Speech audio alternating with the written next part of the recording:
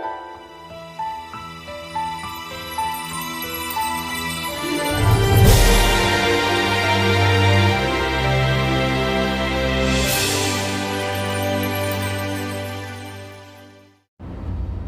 this is Chris, keeping it real, facts over fear. How are you this morning? I'm out riding around. I went up and picked up some insulation for my well pump housing because it's supposed to get down to 25 tonight. Theoretically, winter is upon us. I'm not going to hold my breath. It's supposed to get nicer this weekend, so I am not complaining about that, though. I had a few comments, maybe really just one major comment about Pfizer's vaccine, which they claim 95% effective rate on. I still really need to wrap my head around what they actually mean by 95% effective. I'm not really sure. In my layman's head, I'm thinking, well, if you give the vaccine to everyone, 95% of the people will be protected. And I don't think that's too far off the mark, but that's not the way I heard it explained in the news article I read this morning very quickly before I headed out to go get the insulation, and so I'll have to dig into that later. But I think my main point today is there's no way in the world I'm going to take this vaccine until I am really sure that it works. To me, it's just a matter of trust. The CDC has proven rather inept in their handling of this crisis. First, we didn't need masks. Then, yes, we did need masks, but it was to protect everybody else. And now, all of a sudden, oh yeah, it works both ways. It protects everybody else and protects you too. It's like, I don't understand how people who are experts in a field can be so wrong so often. And so how can you trust somebody like that? It really has nothing to do with political affiliation or my predisposition to not be interfered with by the government. It's just, come on. Is this so different from every other virus that's ever existed that you really don't know anything? You really start out not knowing anything at all about it? There's other coronaviruses out there, by the way. Maybe you should have looked at them a little harder instead of giving up on them because there wasn't any money in it. CDC.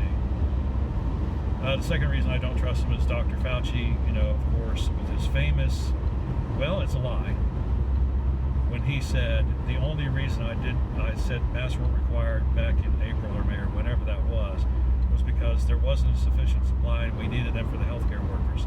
It's like, when it comes down to being a doctor,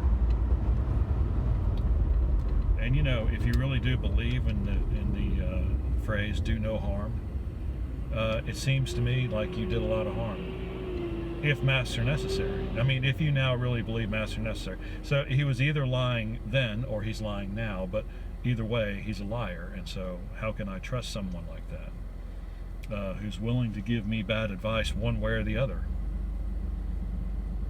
And so that's the problem I have. And so, I've read a lot about how long it takes to develop a lot of vaccines. 8 months seems rather short.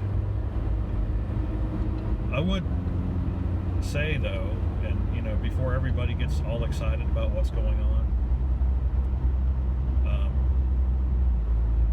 this data has not been published yet, and this data has not been peer-reviewed yet. And if you take this vaccine without on the say-so of some other supposed watchdog agency that's supposed to make sure it's actually does what it says it's going to do, then I would submit to you that you'll get what you've got coming, because there's no way in the world I'm gonna take anything.